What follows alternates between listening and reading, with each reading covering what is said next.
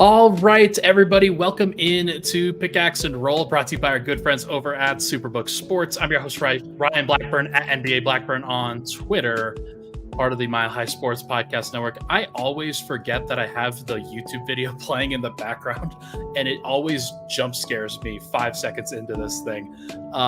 Everybody, welcome in. I'm with my guy, Vinny Benedetto here. He is of the Denver Gazette. And joining the show for the first time, but definitely not the last time. I'm excited to talk to Vinny. How are you doing, my friend? Doing real well. How are you doing, Ryan? I'm good. It's going to be a good day, and I am excited for the Nuggets season in general, but also just the NBA season coming back. I think I'm at my best when I'm just busy, and there is no doubt that this NBA season is going to be very busy for a number of reasons that we talked about, but I won't spill all of the beans on that here too much, but very excited about what is to come. Thank you for taking the time out of your schedule in order to hop on and we get to talk Denver Nuggets today. I'm curious as to just your general impressions from last night. Denver played their first preseason game of the year and had four starters play. I was kind of surprised that four starters played in this one, but they got back out there. It was great. Yeah, and I think everything, if you're a Nuggets fan, went pretty close to as good as possible. Obviously, guys staying healthy is probably the number one thing at this point. And to your point, I was pretty surprised to see both Jamal and Christian Braun play last night. I just, well, Christian didn't play. Christian sat. Yeah. But Mike was the guy. He sat, Christian sat, and no, I think when you're looking at Colin Gillespie, sometimes that reminds you of Christian Braun for some reason or another. It's crazy. But yeah, I think it was really pretty positive. I think the most notable thing for me for the starters is Nikola Jokic shot the ball. Like, I don't know if it was the early bump from Nurkic that kind of got him going. But last year in the preseason, it just felt like it was a conscious decision on his part to make sure he's getting other guys involved, focus more on the distribution. But for him to take 11 shots in 18 minutes and have 3 of those be threes, I think is pretty notable. It is notable. And now some of those were kind of end of shot clock shots. Some of the stuff that when he's forcing the pass and he's forcing the drive, trying to get a better shot, and then it doesn't really go anywhere. And he's like, well, screw this. I got to chuck this one up there. And so some of those he kind of gets stuck with. But in general, it's nice to see an engaged Nikola Jokic. It's nice to see an engaged Jamal Murray. And I felt like those guys really brought it last night, even though it wasn't necessarily the most efficient and effective performance from the two of them combined. Like, we're never going to confuse it with the 30-point triple doubles in the finals at the same time. But it was still good to see the guys back out there. Yeah, and I thought Jamal looked, physically pretty refreshed. It seemed like he was, any opportunity he had to push the tempo a little bit. It seemed like he was doing a good job of getting out and running and, crash the offensive glass a time or two. So, yeah, I thought that was an encouraging development from him, just taking stock of where he's at physically to start the season. What do you think of Justin Holiday kind of in that lineup and what he provided? A kind of a surprise inclusion, but given MPJ and Christian Braun sits, it makes a lot of sense that he was out there. Yeah, and I'm sure some people would have liked to see Peyton Watson get some of that run with the starting unit, just given all of the excitement that there's been around his play going back to the end of last regular season through this offseason. But I think Justin's just I felt like at media day, it was just obvious that, okay, this guy's a culture fit and he fits with, I think he'll probably shoot it better than 1 for 4 most of the season. But yeah, I think it was a pretty seamless fit. I think I liked his approach, even if the end result wasn't always, what people would hope. Yeah, there's something to that. And it did seem to me like you said, the approach was good. He looked like a KCP clone out there in a lot of ways, where you see both of those guys defending at the same time. And I'm going to take note of that. I'm going to take note of that as a thing that the Nuggets can go back to. I guess that is a good time to transition, though, into Stock Watch, which I wanted to focus in on the bench because there are so many different guys that I think you could list and say, yeah, that guy's going to play. You go through the starters. Obviously, they're penciled in, but I think that every single player on the Nuggets roster outside of Vlatko Čančar, who's obviously hurt, the other 9 guys on the roster out of the 14 playable options, like I think that they all have a case to play. So I wanted to go through them kind of roulette style here and be able to talk about each of them maybe for a minute or two and just be able to chat about what they actually provided and then see what we say about whether they're actually going to play this year and how much they're going to play this year. Because I think the apple cart is a little bit upset after the Julian Strawther performance last night. Right.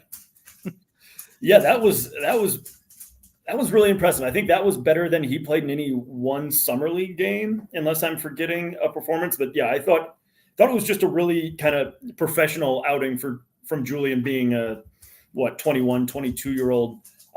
Didn't feel like he tried to do too much. We saw that floater game in college, and I think it was encouraging to see that kind of used last night, because I think so many rookies can get tied up in, not recognizing maybe the difference in athleticism and rim protection between the college and pro level, and just kind of always want to put their head down and go to the rack as hard as they can. But for Julian to kind of showcase that, 8 to 12 foot kind of stop and pop floater, I think was a really encouraging development. And I think, yeah, he made a pretty strong case last night, even though the wings, I think, are probably the most packed in terms of, guys who deserve playing time in the second unit right now. Yeah, there's no doubt. There's so many different options that they can go to, including Julian Strawther and including Justin Holiday, who was in the starting lineup. I'm going to assume that the stock is up for Julian, obviously. It's hard to not be astronomically higher after what the expectations were in training camp. But what about Justin Holiday? What you saw from him in the starting group? Yeah, I think it'd be kind of like he's not rising anything crazy. He's not dropping anything crazy. I think at this point, Justin's kind of like the known entity. He's not as sexy as an option as some of the young guys coming off the bench, but night in, night out, you kind of know what you're getting from him. And I think that's going to be reassuring, for Michael Malone, who's, in the past, people have been critical about his willingness to play some of the young guys. So if there's an option for him to kind of lean on a veteran during some of the tough times, I think he's certainly going to do that. But, I think it's hard to say Justin really improved or devalued his stock much last night. I'd definitely say so. Let's go to Reggie Jackson, and we'll kind of go from point guard to center with that primary second unit now. Reggie Jackson, I'm going to say stock a little bit down after that performance. I did not like the way that they played with him as the main backup point guard. I thought that he had some good moments with the starters, and to be fair, like I'm not going to go too hard on something like this because I think he still has some stuff to give, and he's still trying to get used to everybody too. But I'm going to say stock down for Reggie. Yeah, and I'll go slightly stock up. I think the most important for me with Reggie, the thing I really wanted to see is just the shot making return, because that was something that felt like he suffered a few off shooting games early in his Nuggets tenure last season. And I feel like that just kind of prevented him from really getting up to speed and making much of an impact late in that regular season. So to see some of those shots go down, I thought was really encouraging. And obviously, the turnovers are not so encouraging, but I think I'm going to chalk most of that up to playing with a bunch of young guys, unfamiliar lineups. So yeah, I'll go slightly stock up on Reggie. I love it. I think it's important to have a guy like that who can get his shot off. And I'm not sure if it's going to be as necessary if somebody like a Julian Strawther is just immediately getting up those shots, but you're obviously going to need somebody to do it. And Reggie is more than capable for sure. And he'll get them into normal pick and roll stuff. I actually thought his stint with DeAndre Jordan was a little bit better than his stint with Zeke Nnaji. Mm-hmm. Maybe it's because traditional big center, he got to throw up the lob up to DeAndre, and he actually got a floater when running pick and roll with DeAndre too. So maybe there's something to that. What about Peyton Watson? I think fouled out in a small amount of time, or at least he was at like 5 fouls with 12 in 12 minutes, and then up to 6 fouls after he got to 20 minutes. What do you think of his night? Yeah, I think it was, encouraging. He flashed some of the defense. He might lead the team in goaltends this year because it just feels like he is going for anything that is close. He's going to bat it out of the air, which I think is probably, you'd rather have a guy like that be more aggressive than not aggressive enough, I think, in those situations. I think the biggest thing for me is the two above the break threes that he made. I think that is a sizable, he's not going to shoot north of 50%, nor is anybody in the league, over the course of the season. But to have that in his repertoire, have something that can keep defenses honest, above the break there, I think is going to be a big part of his development. And, I think the shot looked just a little bit smoother, a little bit refined last night as opposed to what we saw throughout his rookie season.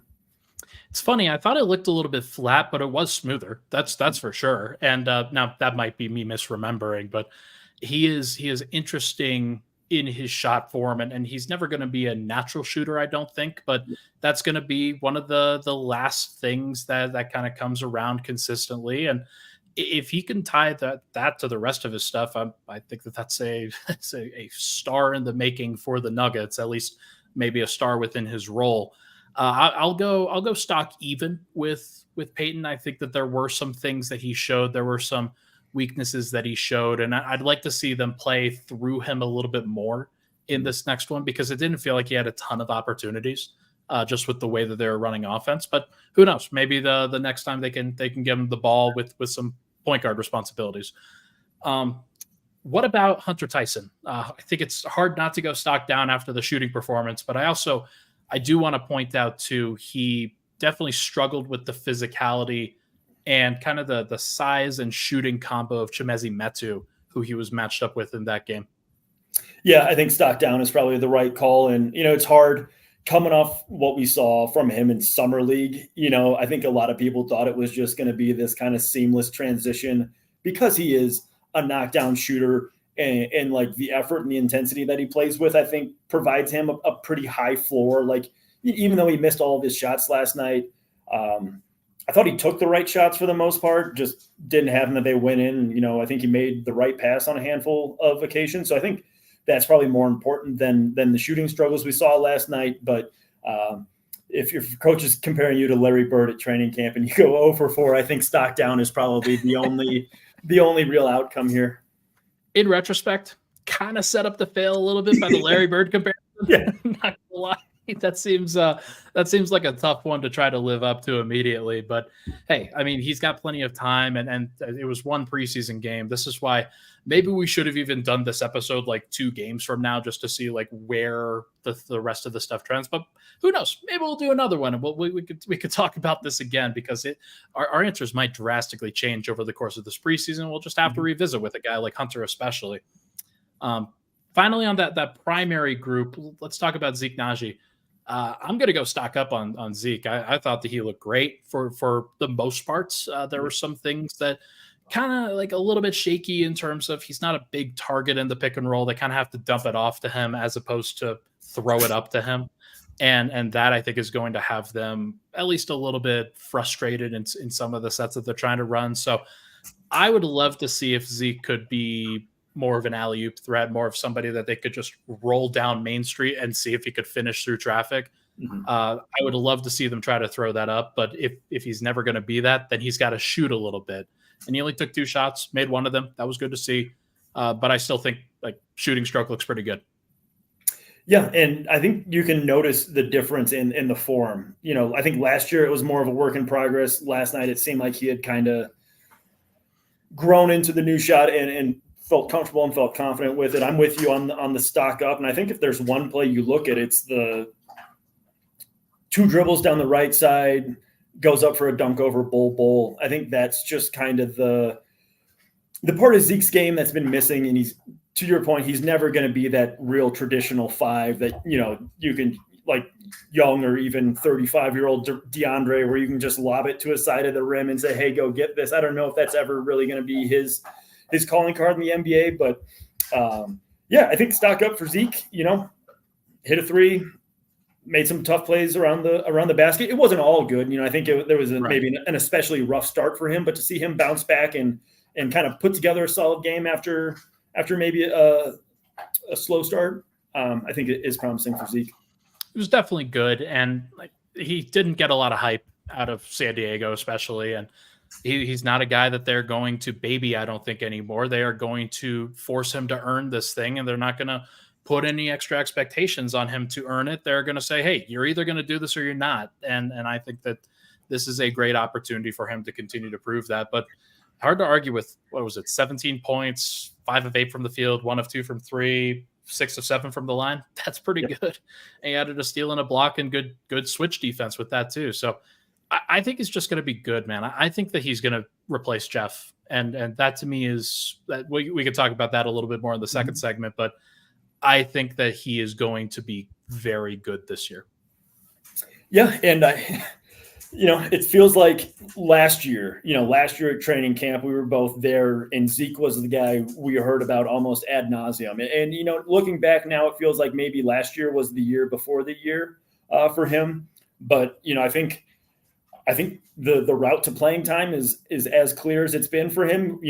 Michael Malone said, what was that, Monday, that he's kind of leaning towards playing the matchups in terms of Zeke against some of the smaller teams. Then you go DeAndre against a team with a true backup 5. But this is not me reporting anything. It just feels like Zeke is kind of the guy they want it to be. And then, use DeAndre in case of emergency. But yeah, the opportunity certainly feels like it's going to be there for Zeke this year. We will see whether he can continue it. Let's just go rapid fire through some of the other bench guys that played. Jalen Pickett, what were your first impressions of him? Were they good? Were they bad? It was good. The thing I've just worried about him since draft night is, with his unique brand of basketball, is the length and athleticism at the NBA level just going to overpower and kind of negate the funky style that he plays with. But through summer league and one preseason game against a team that was resting 3 starters, he's found a way to be effective.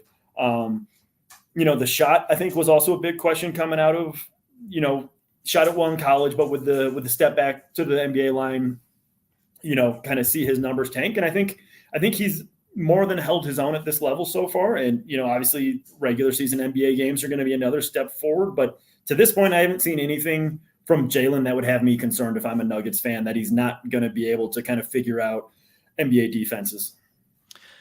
I think the shot over Bol, I don't know if you heard it on the broadcast. It sounded so buttery soft when it went through the net. It was very nice. And I just think that he's going to be one of those guys that the shot may not look pretty. It may not look perfect, but he shoots it efficiently pretty much everywhere he goes. And it sounds like, it feels like he's got elite touch. And if that's the case, then he should be able to make it work in different situations. It's one of the reasons why he's so effective around the rim, kind of changing angles and changing directions. So I did also like that he set up Zeke under the rim multiple times, and it didn't feel like Reggie did that at all during, especially with Zeke specifically. So it'll be interesting to kind of monitor that and whether he can continue creating those kinds of shots.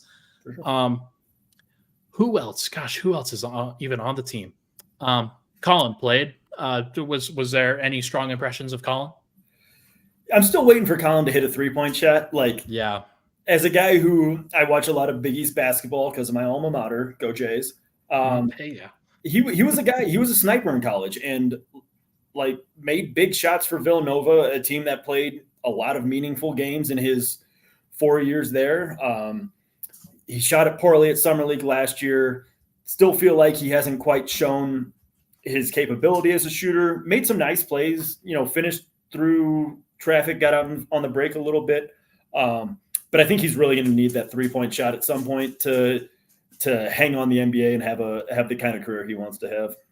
Had a nice and one late in that game, and had another layup that was just a kind of an easy uncontested layup in transition. So you're right, though. I mean, he is undersized, and it is more noticeable with him than anybody else outside of the aforementioned Facu Campazzo, that he is just very undersized at the NBA level. So it's going to be interesting to see whether he can make that transition. Last year, obviously, coming off of the injury, had an injury basically the entire year. So it's got to give him a little bit of time, but we will see what ultimately becomes of it. And is DeAndre Jordan and Braxton Key, I guess, the only other guys that I'm missing? Is that right? Yeah, and I kind of liked what I saw from Braxton Key. Like the playmaking, I didn't know was there. I think he made a couple of nice passes at least. The whip pass that he had from underneath the basket out to the perimeter, I was like, whoa, that was awesome. That was so cool.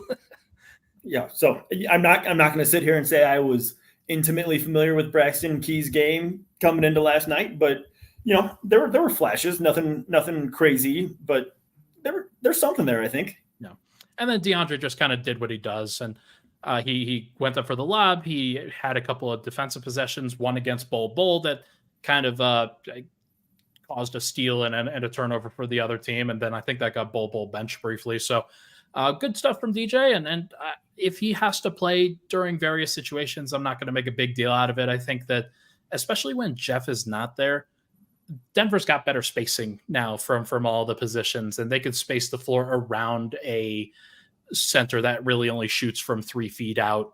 I think that'll work a little bit better than it did with Jeff last year, and then maybe Denver, if they space properly, they'll be fine with DJ out there. Yeah, and I think to your point, I don't think it's going to be an every night thing for DJ. I think it's going to be a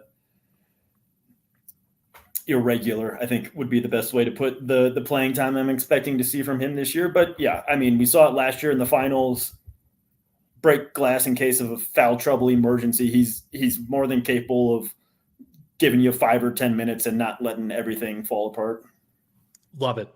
All right, let's take a break. When we come back, we are going to chat a little bit, like one more question about kind of the bench from last year to this year. And then we're going to go get Matt online, folks. It's going to be a show. We're going to have a great time. But first, everybody, this podcast, as you know, it's brought to you by our good friends over at Superbook Sports. Why in the world would you bet with your local, or would you bet with the big boys when you could bet with your local book this year in Superbook Sports this fall?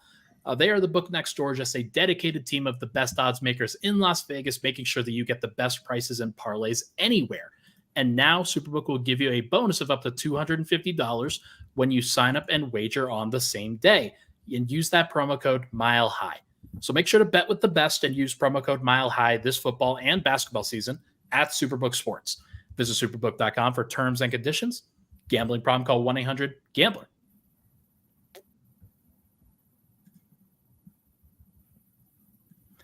And we're back. Pickaxe and roll. Ryan Blackburn here, joined by the esteemed Vinny Benedetto over at the Denver Gazette. Vinny, when did you get your start at the Gazette covering the Nuggets specifically? I think we've talked about this offline, but I just want to refresh my memory. Yeah, so it was pandemic bubble stuff mostly, because I was down in Colorado Springs covering high school sports and the Colorado Springs Switchbacks, and none of that stuff was going on. And so to keep us busy, they had me jump on the Zooms and start reporting on the Nuggets a little bit, and then probably a year or two later, the Denver Gazette got launched, and I was lucky enough to move up to Denver and start covering the Nuggets. We moved up here, would have been January of 2021, I believe. So I'm going into my second full season. Season? Yeah. So yeah. No, it's good to have you on board, obviously, and like you and I have been at the games for a long time, and it feels like you have been a part of the group for sure, and just like it's been awesome to be able to get to know you. Like you weren't somebody that I was where I'm going to pull the Shaq meme like you did in the first segment. I was unfamiliar with your game for a long time, but for those that were familiar with your game, you cut the hair, dude. Like what happened? Yeah, it was just time for a change. And if I'm being honest, I owed a donation of some hair back in 2020. A coworker and I did a running challenge, and I said, if we raise $2,000 or whatever it was, I'll cut my hair off and donate it to charity. The running challenge was the first 100 days of 2020. So that ended like April 15th or something. And the pandemic was so fresh, we didn't know necessarily how it spread and all this stuff. So all of the places stopped accepting donations of hair, but I had already cut all my hair off. And so my ponytailed strands of hair sat in our kitchen for a couple months. But then once I realized we still weren't going anywhere a couple months later, I was like, all right, I'll start growing it back out since, I'm stuck at home anyways. And so Sure. Yeah, so I had long hair for probably 7 of the last 8 years, and it was time for a change and time for a donation. It was wild to see the reactions. I had known that you had done this and we're planning on doing this, but it was wild to see the reactions at media day when everybody checked in and like, whoa, what is going on? It was fantastic, man. But hey, it's good to chat, and we're gonna continue chatting on this Nuggets bench. This team it did not have a major, like it had major bench issues last year, but it didn't really cause anything of harm for the team in the playoffs. And the bench ultimately became a weapon of sorts in the playoffs at various points in that first round and second round, especially. Uh, is that gonna take that long for the bench to be good like this year, or is it gonna be like? Do you think that they can get that started up sooner? Are they going to keep staggering? Is this bench going to mirror last year's bench? That's a question I keep asking myself. I think the hope is that identity-wise, it'll mirror it the same, but I don't exactly see how that's executed in terms of Bruce Brown. You had a guy who could be the point of attack defender while also handle some secondary ball handling responsibilities or primary ball handling responsibilities at times. And now you look at Christian Braun as the guy who's probably going to be the POA defender, but I don't think he's at a point in his career yet where he can, be relied on to do too much with the ball in his hands outside of attacking a closeout, driving for, a dunk or a strong finish at the rim. Reggie Jackson might be the secondary ball handler guy. I'm assuming we're going to see a lot of Jamal with this unit, so he can do a lot of the initiation. But I don't know if it's going to work the same when you have to kind of split Bruce's responsibilities between two guys. So I think it's going to be a work in progress, especially at the start of the year while they figure out what this group is really going to look like. Because, listening to Michael Malone since media day, it's Christian Braun's playing with the bench. Sounds like Reggie Jackson has a pretty solid head start on the second unit point guard role, but beyond that, it feels pretty open. So I wouldn't be surprised if we see some tinkering earlier in the season because, last year it took until they traded Bones Highland away or whenever that relationship soured. I think that's kind of what it took for them to settle on this bench unit with Bruce kind of handling a lot more responsibility offensively. So I don't think it'll take that long, but I don't think it's going to be like, okay, October 24th against the Lakers, this is our bench unit and they're off to the races. I think if they can get it figured out by Christmas, I think that'd be a big step in the right direction. Yeah, it would be fantastic. And that, I guess I'm not really holding my breath on figuring it out, but they've got so many different combinations of guys that they can go to, but not necessarily the definitive I am playing kind of guy like Bruce Brown was. Even Christian Braun last year, even Jeff Green and Zeke Nnaji and guys like that, Vlatko Čančar, like there were so many guys outside of the top six that you could mix and match, but ultimately they decided to go with Bruce Brown, Jeff Green, Christian Braun, and that made things easier to figure out in the playoffs. And really it was Jamal staggering with the second unit as much as it was. And it's for that reason that I think they're going to have to fundamentally change what they do.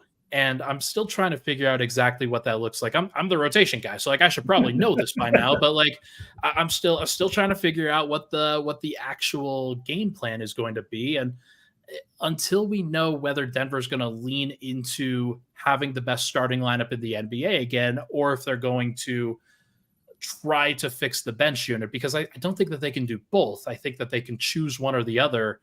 And in order to fix the bench unit, they might have to make the starters worse.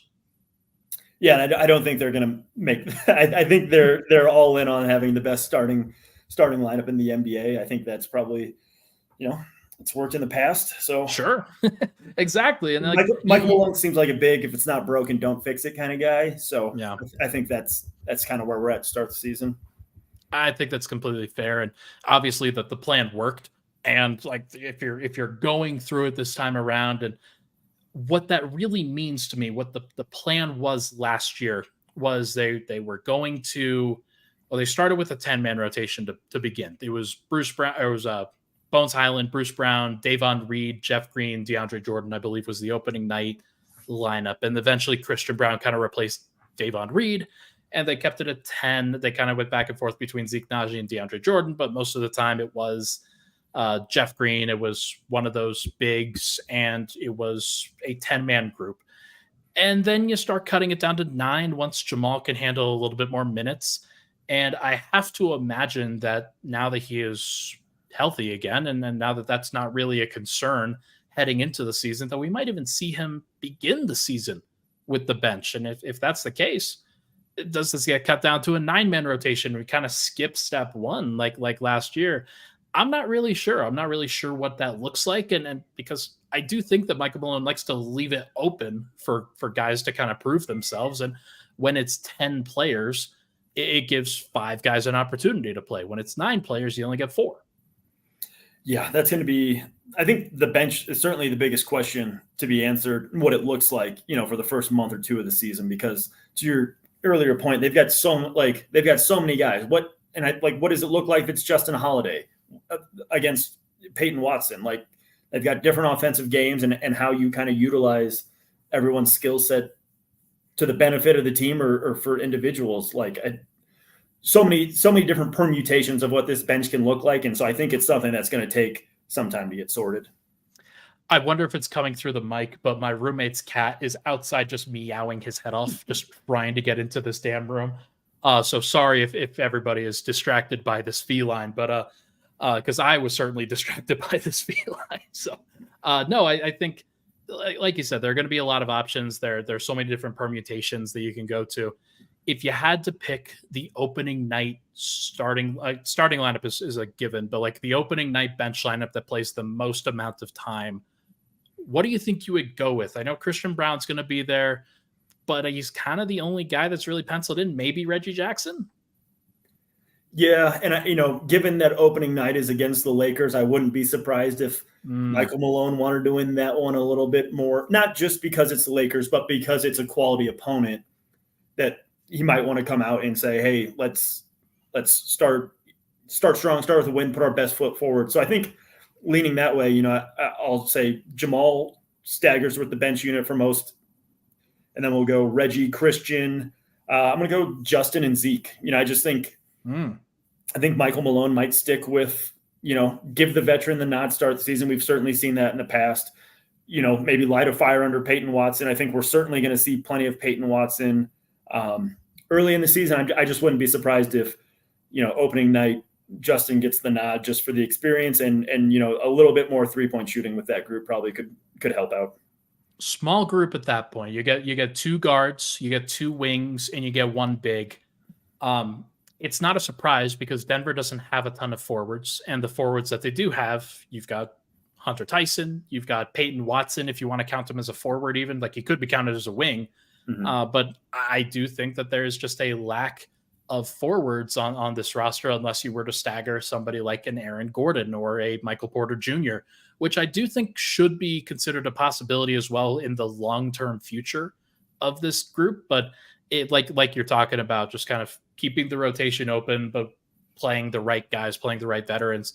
It wouldn't surprise me if they did exactly what you're talking about. Now, if it's LeBron James and Anthony Davis, and you've got some big size, and you've got a lot of guys that you're trying to prevent getting to the rim, does it make sense to play small guys like that? That's another question that he's going to have to grapple with. So, actually, here's what I'm going to go with.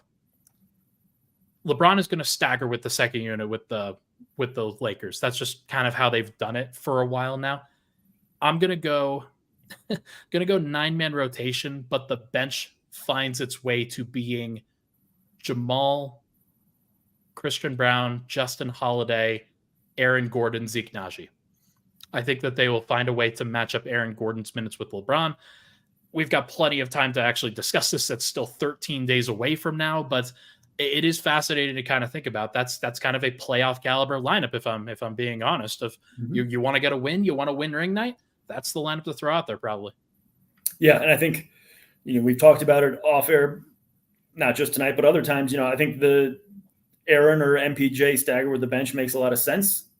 Not something you probably can do, play an 8-man rotation for all 82 games. That's not sustainable. But yeah, when it comes down to it, I think that's probably, your best bet in terms of keeping things afloat while Joker's not on the floor. And the way that they get to that, I believe, is going to feature Reggie kind of doing what we talked about before.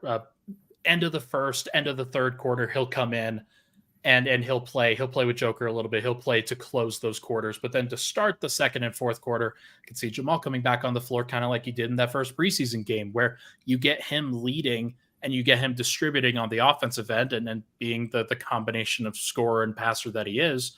But then if you can allow Aaron Gordon to come back in as well at that kind of point. And my guess is that they'll be down.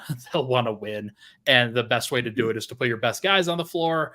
And that's just sort of how this thing is going to go. The opening night is so weird so many times. So we've got plenty of time to go over it. But I do think that that's kind of where they're going to trend, is they're going to try to go to Jamal and then they'll find a way, whether it's Peyton Watson or Hunter Tyson or even Aaron Gordon. Like, that 4 spot is going to be, I think, a big pivot point for this team. It might even be Justin Holiday, like what you floated before.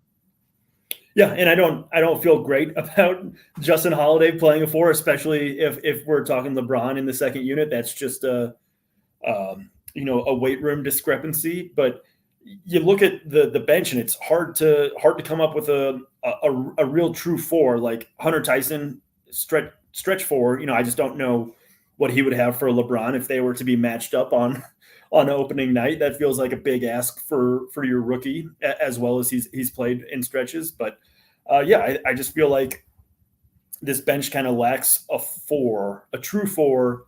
And so it'll be interesting. Will be fascinating to play around with. Tell you what, let's take another break. When we come back, we're going to get mad. We're going to get angry. We're going to get fuming at these ESPN player rankings. I can't even believe that they did some of the things that they did. And to even understand what I'm talking about, you're going to have to keep listening on this episode of Pickaxe and Roll. We'll be right back.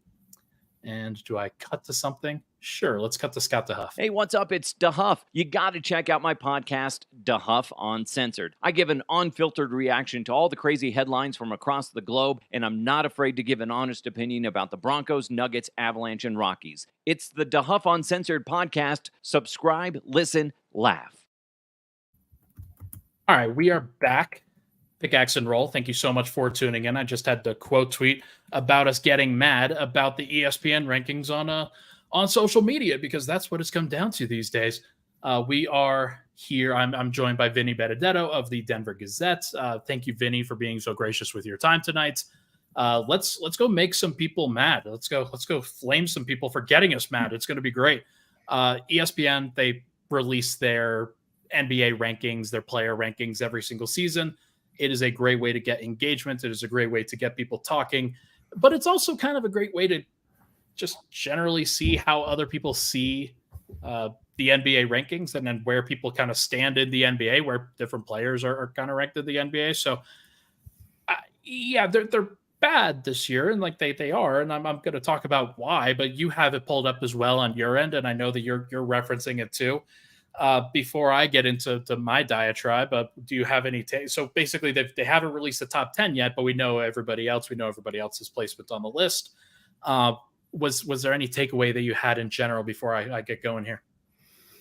Yeah, nothing huge. I mean, it just feels like it's tough to say what we're ranking, if we're ranking guys on last year's production, or if we're trying to project, I think Damian Lillard is a great example of a guy who's way more valuable this year than he was last year, given the kind of the lack of help he had at times last year. So, he's a guy who I think could be a top 10 player this year. Obviously, ESPN thinks differently. But yeah, these things I try not to get too worked up over these lists, because it's very hard to define what we're actually ranking.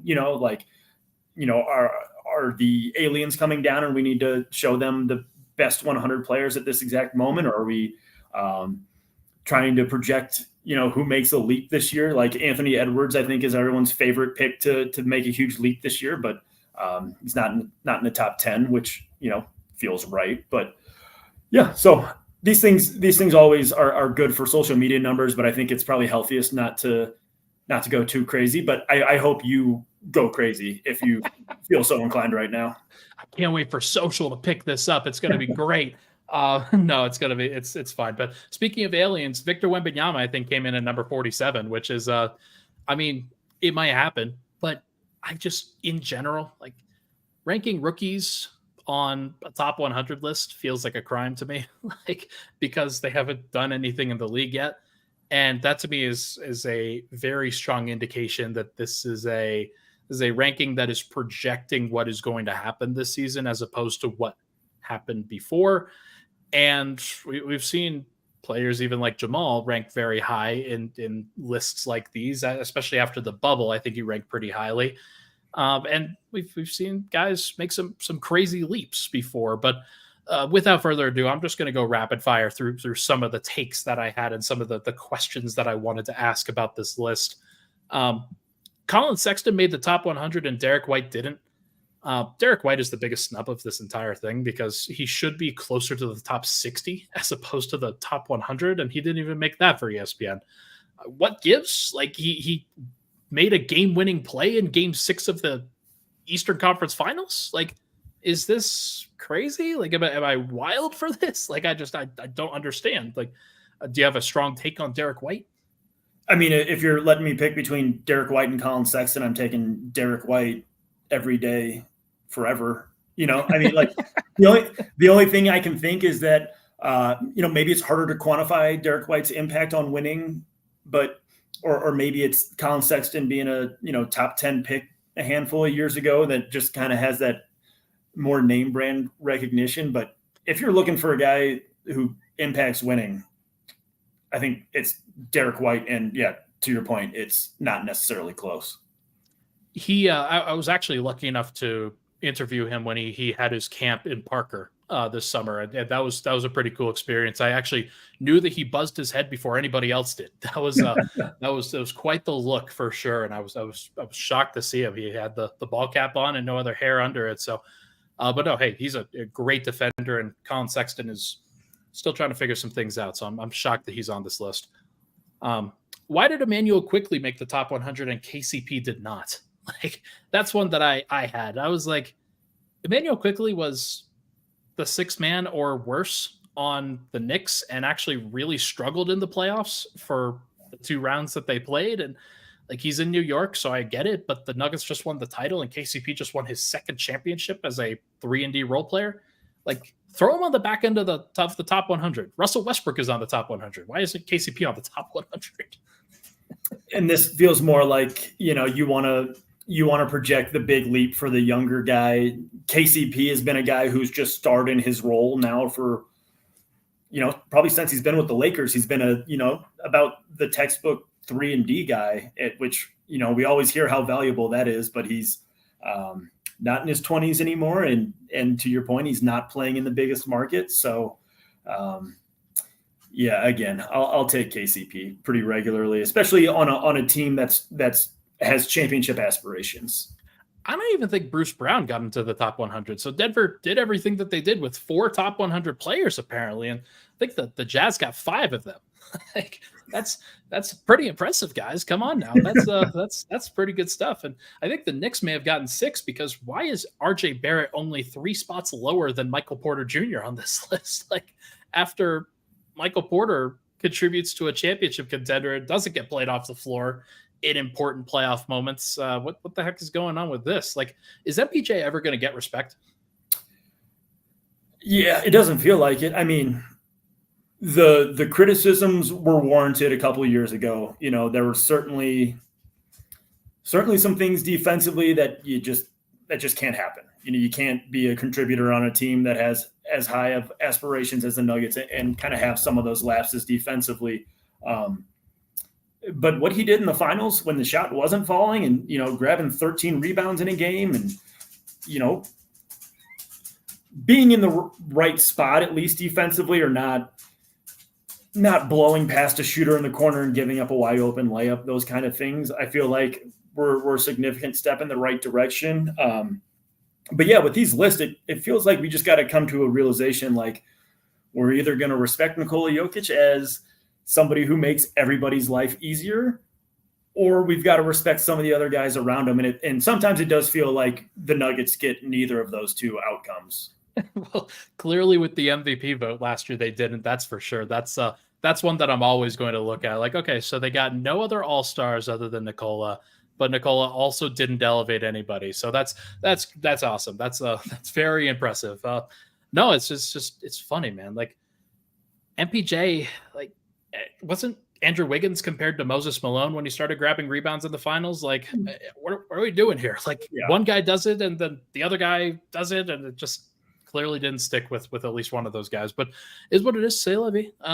Speaking of French, Rudy Gobert, 64th best player in the NBA. This felt like a precipitous drop to me. I didn't really understand this one. Like, I think of him as like the 40th best player in the NBA or so right now, and 64. Like, that feels very strong for a guy that didn't really deal with any injury issues and actually defended Nikola Jokic better than anybody else in the playoffs this year. Yeah, I wonder if part of the I guess on the court, the fight, or like some of these, some of these things that don't show up in a box sport, but could detract from a team in some way. Like, but yeah, because I think he was top 15 the year before or top 20 the year before. And he's like, it's just so high, like clearly all-star caliber, like ranking for a guy like that. And it's like, Bam Adebayo made a pretty big jump this year into the top 20. And I think part of that has to do with, leading the Heat to the finals. But, he didn't have much of an answer for Joker either. And so it's just like to boost Bam for doing what he did and then drop Rudy for what he did just feel like doesn't really compute to me in terms, like, to your point, Rudy did a pretty solid job on Joker, like, or as solid a job as just about anyone did throughout the playoffs, I would think. I am now, you've got me curious. I'm going to look up Rudy Gobert's playoff numbers offensively this past year, because I think that they were pretty close to what Bam Adebayo actually averaged in the finals against the Nuggets. Rudy Gobert averaged 15 points, 12.2 rebounds, 2 assists, and a block, and he shot 63% from the field. Bam Adebayo, if I just sort by, like, this is the important podcasting content that you guys were looking for. So 15, 12, and 2 for, okay, never mind. Bam actually averaged like 21 a game, 21, 12, and 3. But he shot 45% from the field, and the Nuggets were perfectly happy with him taking those shots. And so, like, kind of a different style of offensive player in my mind. So interesting to think about the disparities between how those two guys are viewed when they basically did the same thing value-wise. Why is Aaron Gordon ranked lower than Klay Thompson and DeAndre Ayton after last season is another one that I've got. Klay Thompson, obviously very weird, but the way that he finished up the playoffs, like, you don't think that they couldn't have bumped him out of the top 50 after that run against the Lakers? Like, come on now. That's like, you did the same thing with Michael Porter Jr. clearly, but I don't get that. And then DeAndre Ayton, the way that he finished the season, I know that he's been in the tabloids lately for talking up his time with the Blazers and what he's going to do, dominating. But Aaron Gordon, like 51st overall, that seems low. Yeah, especially given the impact he had on the defensive work he did on all those different assignments throughout the playoffs. Feels like, I think locally we did a good job of appreciating it. I'm not sure if the national perspective kind of lined up with what he provided, and certainly feels like we're holding on to Klay Thompson, perimeter defender from like 4 years ago, because I just don't think he's that guy anymore. And like, obviously you get older, you go through injuries, you're not going to be able to, but like, yeah, I think Aaron has kind of, he's not Draymond Green, but what he did for the Nuggets should be appreciated in a similar respect, where like, Draymond's not the most gifted offensive guy and all-time defender, but he certainly got his respect during those Warriors runs. And I'm not sure if Aaron Gordon's only done it once. Draymond did it a handful of times, but it just feels like he's not being valued the same way that we were all appreciating Draymond during that dynasty. Another guy that I want to compare to, like, Jaren Jackson Jr. was the guy that made the All-Star team ahead of Aaron Gordon. And that was one of the final votes. Everybody was very excited about the possibility of Aaron Gordon making it for the first time. Jaren Jackson ultimately makes it, wins Defensive Player of the Year, and I think he's in the mid-30s, if I'm not mistaken. So that kind of like those marginal victories, I think definitely help a guy like Jaren Jackson and the actual kind of how he is seen as a player when in reality he's probably a lot closer to Aaron Gordon than a lot of people give him credit for, or maybe Aaron Gordon's a lot closer to Jaren Jackson than a lot of people give him credit for. And I think that to me is where I would make that comparison. Kawhi Leonard is 24th on this list. 24 seems so low, and I know that the injuries, that's a good excuse for it, but I just wanted to throw this one out there. We don't even have to talk about this one because it's very self-evident as to why they put him here due to the injuries. But I mean, like, he was probably the best player in the first 2 games of the Clippers Sun series. Yeah, and like I'm not out on Kawhi just yet. Like, health questions, sure, but I've seen too much, and he's too strong and just too good, I think, to be outside the top 20. I think he's ranked lower than Paul George, and that seems like don't we have a lot of data that says that like Kawhi was a better player? But I don't know. Karl Anthony Towns is still ranked 20th. Rudy Gobert is ranked 64th. You watched that series. Who was the better player? Yeah, probably Rudy. I would. Yeah, right. Like, doesn't that feel weird? It does. Like we were there. Like we both didn't you travel to Minnesota for that series?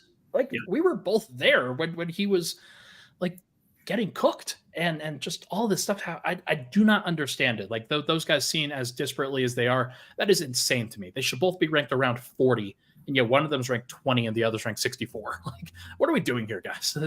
It should not be as difficult as it is to do something like this. But I mean, I think that he's going to get traded. That's my big takeaway from this list, and just seeing where everything kind of goes. I think it would be better for everybody if he was traded to like Atlanta. Recoup some of those picks they sent out for Rudy, and I think that's probably a pretty likely outcome. But yeah, Karl Anthony Towns being 20 seems a little questionable. He's over Kawhi. Like Karl just missed 53 games or whatever. Like, was the durability the question mark? That seems all right. Jamal Murray is at 17 on this list. I'm not even going to list the guys around him. I know from doing this exercise that I thought that 16 to 20 was the right place for him. And so I think they actually got this one right. But I just wanted to mention Jamal. I think that he's the guy that they have given credit to on this list. Yeah, it's a deserved bump. I think he's, you look at the guys in his range and it feels about right. He's in that kind of upper echelon of the young point guards who maybe still have a little bit, another level or two. But yeah, I think to your point, 16 to 20 feels about right for Jamal. I don't know if we're ever going to see him as a top 10 player, but he's going to be like, I think there's a reason to believe that he can push higher than that if he continues to put up the playoff runs that he does, and also adds an all-star appearance into it. And maybe Denver wins another title, and who knows, maybe he starts to be really viewed as the Kobe to Nikola Jokic's Shaq. Yeah, that'd be great. Because we're looking at it now. The Lakers have 2 top 10 guys, right? They do. The Suns do not. I think the Lakers are the only team that does. Okay. And they'll probably both be like 9 and 10 or 8 and 9 or something like that. And that'll be fine. And that's I would have them both in that general 8 to 14 range, certainly. But it is going to be fascinating to see what ultimately becomes of that. The stars that the Nuggets faced in the playoffs, just bear with me here. LeBron and AD are in the top 10. KD's in the top 10. Booker's at 11. Butler at 12. Edwards at 13. Bam at 16. Cat at 20. Based off of the guys that we watched and like going to go see those guys in person and then being able to watch how those teams actually played, does that feel right to you, that the progression that they have? I still think that Booker should be ranked higher than where he's at right now. Yeah, and this is just based off what we saw, not the entire playoffs, but that run Devin Booker was on in the first 4 games of that series was And those were like prime Jordan numbers. Like, Yeah. and that feels wild to say, but like the numbers say that like that's kind of the level he was operating at, which is insane to think about. So yeah, I think Book would be the one guy to really jump. And if I had to move somebody down, I think it'd probably be AD. Yeah, like what's up with that, man? Like, I think there are some folks, and my guy Swipa, and he and I have done a lot of shows over the course of these last few weeks, and some stuff that's been released, some stuff that has not been.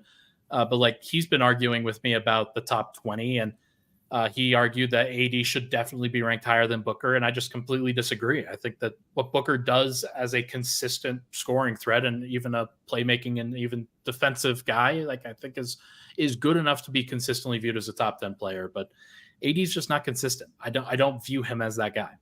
If he returns to the jump shooter he was in the bubble, like sure, but that's just not something I feel like we've really seen in his game that I think adds a significant elevation to his game. So yeah, I'm with you on Book over AD at the moment. And as kind of seen here, LeBron, AD, KD will be top 10, as will Shai Gilgeous-Alexander, Jason Tatum, Joel Embiid, Luka Doncic, Steph Curry, Giannis, and Jokic. I think it'll almost certainly kind of be in that reverse order like I talked about. Maybe KD will be like 5 or so, but I think Joker's almost certainly going to be first, and I bet they put Luka Doncic second. I think that they are going to make that jump. Luka has always seemed to be kind of pushing higher than what I think is realistic, or not realistic, but like what he's already done, but they keep projecting higher and higher for him. And I think it's hard to put Jokic anywhere other than 1, but I think that Luka's probably the guy that they put 2. That might be the case. I'm still like a big Giannis guy. I think I would be very comfortable Joker 1, Giannis 2, 3, 4. We can have a debate on Luka or Embiid or whoever you want to throw in that top 5. But I think it's Joker and Giannis 1, 2 for me. I feel pretty strongly about that. Yeah. Joker, Giannis 1, 2. I would put Steph 3. I'd put Luka 4, and I'm going to put KD 5 and Embiid 6. That's where I had it in the offseason. I don't think that's really changed that much, but we'll see, man. Like it's these are the important days of the offseason where we can pass the time and just get right up to the edge of it, right up to the edge of the regular season, and just talk about how horrible ESPN rankings are. It's always a fun time, of the NBA calendar. But you have anything else before we get out of here? Nope, I'm good. We can revisit this conversation and have the same petty debates when All-Star voting starts coming around. I love that idea, and I think that there's plenty of opportunity to do so. Vinny, you're a fantastic guest. Thank you for joining the show. Everybody make sure to follow Vinny's work at the Denver Gazette. And I think, what is your handle again? Like, I think it's not just Vinny Benedetto, is it? It's my first initial V, Benedetto, last name. Okay. Fantastic. Make sure to go follow Vinny. He deserves a larger following because he's freaking killing it right now. And he needs more hair. So like make sure to give him followers instead. I'm just kidding. If this year doesn't go well, I'll grow it back out. I think that'll be the bet. That'll be what we have to go with. So everybody, thank you so much for tuning into the show. I appreciate Vinny for hopping on. I'll be live tomorrow night after the game.